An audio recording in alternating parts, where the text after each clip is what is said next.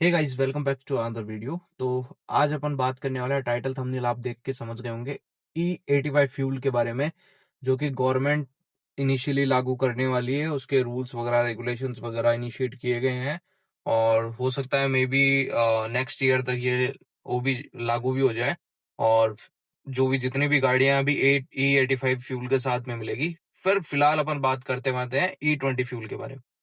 E20 और E85 में differences यही है कि पहले 20% एथेनॉल आता था, अब 85% एथेनॉल आएगा। अब 20% एथेनॉल में भी बहुत सी गाड़ियां एवरेज नहीं देती है। इनफैक्ट मेरी गाड़ी यानी पेट्रोल के अंदर ये जो मिलावट होती है, इस मिक्सिंग के साथ में ना तो मेरी गाड़ी एवरेज देती है, ना बहुत से लोगों की गाड़ी एवरेज नहीं देती। क्योंकि मेरे पास है हुंडई वर्ना का 2019 का मॉडल, जो कि BS4 आता था। ठीक है, BS4 और अभी चल रहा है BS6।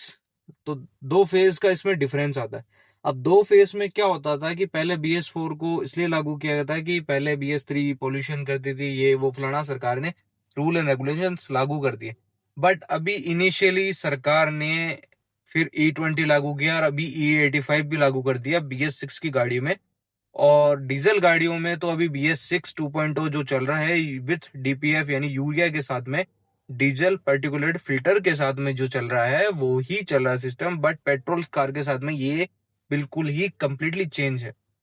अब बात करते हैं E20 यानी एथेनॉल में क्या है।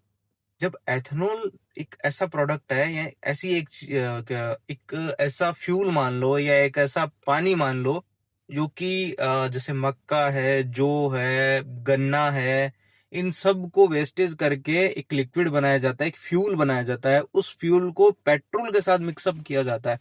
पेट्रोल के साथ मिक्सअप करने के साथ में क्या होता है कि बहुत सी गाड़ियों की बात करते हैं अपन, बहुत सी गाड़ियों में रस्टिंग इश्यूज आ जाते हैं, क्योंकि इंजन में अगर ये रहता है तो रस्टिंग इश्यूज आ जाते हैं। लंबे टाइम तक आप अपनी पेट्रोल गाड़ी को खड़ा नहीं रख सकते। ठीक है, लंबे टाइम तक आप अपनी गाड़ी को कहीं छोड़ नहीं सकते, आप इंजन के अंदर पेट्रोल नहीं छोड़ सकते, टैंक में पेट्रोल नहीं छोड़ सकते, क्योंकि एथेनॉल मॉइस्चराइजर यानी हवा के साथ मिलके ऑक्सीजन के कांटेक्ट में ये मॉइस्चराइजर को एब्जॉर्ब करता है और रस्टिंग चालू कर देता है। अब इस रस्टिंग के साथ में बहुत सी गाड़ियां डेड हो चुकी है, बहुत सी गाड़ियों के एवरेजेस गिर चुके हैं, बहुत सी गाड़ियों के इंजेक्टर्स खराब हो चुके हैं। जैसे कि अभी अगर मैं मेरी गाड़ी की बताता हूँ, तो मैं आगे बोनट खोल के आप लोगों को दिखाता हूँ कि अभी E85 फ्यूल में वाइब्रेशन कितना बढ़ा है और एवरेज कितना गिरा है। मैं सारी डिटेल आपको बोनट खोल के दिखा। फिलहाल मेरी गाड़ी स्टार्ट है, AC बंद है, कोई वाइब्रेशन नहीं है, कुछ भी नहीं है। और एवरेज की बात करें अकॉर्डिंगली, तो अभी देखो 9.4 का एवरेज ये दिखा रही है मीटर में, जब ये सिटी में चल रही है E20 फ्यूल के साथ में, जो कि बेसिकली अभी नॉर्मल सभी कार्स के साथ में E20 फ्यूल मिलता है। ये E20 की बात है। अब मैं वाइब्रेशन दिखाता हूँ इंजन के साथ में, इनफैक्ट ऑफ कैबिन, मैं कैबिन के अंदर बैठा हूँ, ये मैंने ऑटो पे डाला। अब वाइब्रेशन देखो, कैमरा इसको जस्टिफाई कर रहा हो तो रुको। हाँ, ये देखो, स्टेयरिंग वाइब्रेट कर रही है। अब मैं थोड़ा वाटर लाके यहाँ पे रखता हूँ, फिर उसके साथ में आप इसको देखिए। अब ये देखो, ये दिख रहा है आपको पानी हिलता हुआ, ये यहाँ पे देखो, ये अभी स्टेबल हो जाए एक बार। अब देखो, ये मूव कर रहा है, ये मूव कर रहा है, देखो, ये वाइब्रेशन पहले नहीं था। ये स्टेयरिंग पे रखने के बाद में वाइब्रेट कर रहा है, ये देखो, ये देखो, ये कर रहा। ये चीज पहले नहीं थी। यानी आज से करीब 1 साल पहले या 1.5 साल पहले, जब भी E20 लागू हुआ था, लास्ट अप्रैल से लागू हो गया था, ये चीज नहीं थी, इतना वाइब्रेशन नहीं था। अगर मैं सीट में भी रखूं ना, तो एक बार वाटर पानी को स्टॉप लगा दो। अब ये देखो, ये हल्का हल्का मूव कर रहा है, हल्का हल्का। और अगर मैं एक्सीलेटर दूंगा ना, ये छोड़ते ही ये मूव करने लगे। ये जो चीज है ये E20 फ्यूल में है। आप E85 की बात करो, जो E20 में हमारी गाड़ियों की ये हालत है। और इनफैक्ट सरकार को रूल लागू करने से कोई मतलब नहीं होता, सरकार रूल थोप देती है जनता पे और लोग परेशान होते रहते हैं। लोगों को परेशानी का सबसे बड़ा कारण मैं बता दूं, अगर आज आप एक 10 लाख रुपए की पेट्रोल कार खरीदने जाते हो, 18% GST चला जाता है। इनफैक्ट RTO का खर्चा 1,80,000, ऊपर से 1-1.5 लाख रुपए आप RTO के और फलाने खर्चे टैक्स वैक्स मिला के आप नहीं करते, 3-3.5 लाख रुपए, 4 लाख रुपए, 10 लाख रुपए गाड़ी में 3 लाख रुपए आप सरकार को दे रहे हो। वो 3 लाख रुपए देने के बाद में आप जब गाड़ी रीसेल करने जाते हो तो उसकी वैल्यू भी डिप्रिशिएट होती है। ठीक है, वैल्यू डिप्रिशिएट होती है, फिर ऐसे फ्यूल आ जाते हैं, वो आपका नया रूल लागू कर देते हैं, वो फिर उस गाड़ी की बैंड बजा देते हैं। यानी एक मिडिल क्लास फैमिली अपनी पसंद की अगर कोई गाड़ी ले रहा है तो ना तो उसमें पसंद का फ्यूल डाल सकता है, ना वो पसंद की फ्यूल प्राइजेस ले सकता है। फ्यूल प्राइजेस अभी वैसे भी बहुत हाई जा रही है, इनफैक्ट हो सकता है मे बी और भी हाई जाए या नहीं भी जाए, ये कोई भी कह नहीं सकता। बाकी करंट सिचुएशन में ये है कि सरकार ने E85 लागू कर दिया, E20 का पता नहीं, E20 में पहले गाड़ियां रोई पड़ी है। मेरे जैसे बंदे की गाड़ी, यानी जो जिसका मेरा खुद का डेली रूटीन है सिटी में, जो कि अभी मैं खुद परेशान हो रहा हूँ कि मैं क्यों पेट्रोल चला रहा हूँ। पहले मेरे डेली रूटीन नहीं था सिटी में चलाने का, बट इनफैक्ट पहले एवरेज कम से कम 12 13 13 14 का तो देती थी। अब ये 13 14 छोड़ो, ये मीटर में यानी स्पीडोमीटर के अंदर ये 9 का एवरेज दिखा रही है। इस 9 के एवरेज को मैं कैसे कैलकुलेट करके कैसे चलाऊं सिटी में। अब मैं आपको इंजन वाइब्रेशन दिखाता हूँ क्या। तो पहले यहाँ अंदर अपन एसी कर देते हैं बंद। ये एसी बंद करने के बाद में वाइब्रेशन है, ठीक है। अब मैं एसी चालू करके आता हूँ, क्योंकि एसी बंद करने से क्या होता है, इंजन पे लोड नहीं पड़ता, कंप्रेसर चलता नहीं है, इंजन पे लोड नहीं आता। और अब इंजन पे लोड मैं डालता हूँ एसी चालू करके। ये देखो, ये फिलहाल हालत ये है।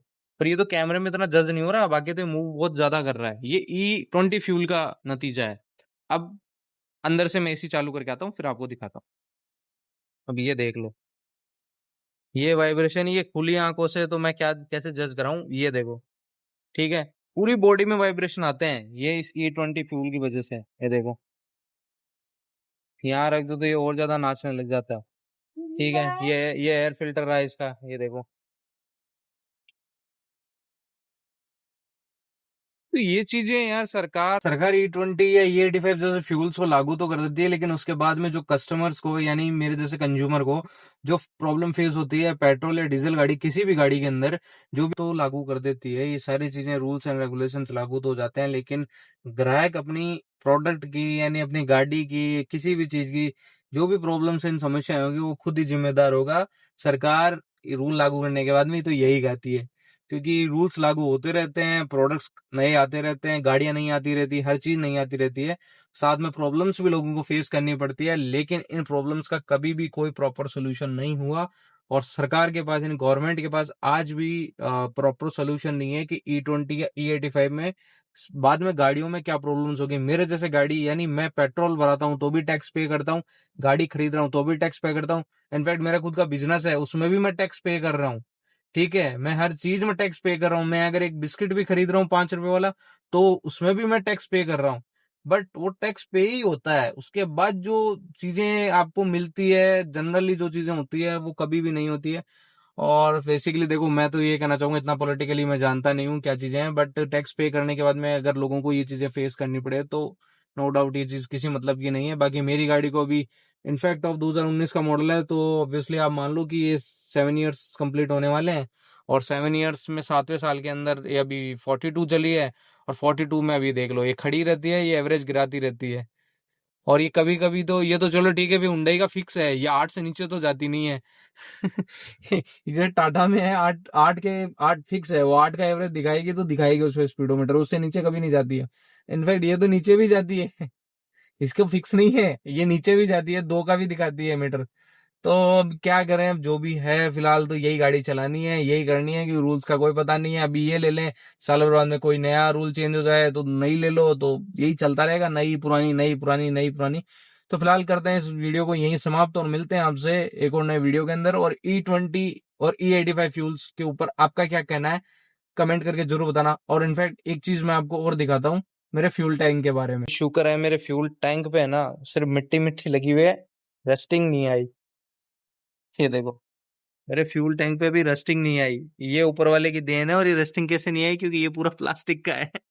पर जिनके मेटल का है उनकी तो खत्म कहानी है यानी। फिलहाल तो यही इस चीज है, देखते हैं इसका क्या करते हैं।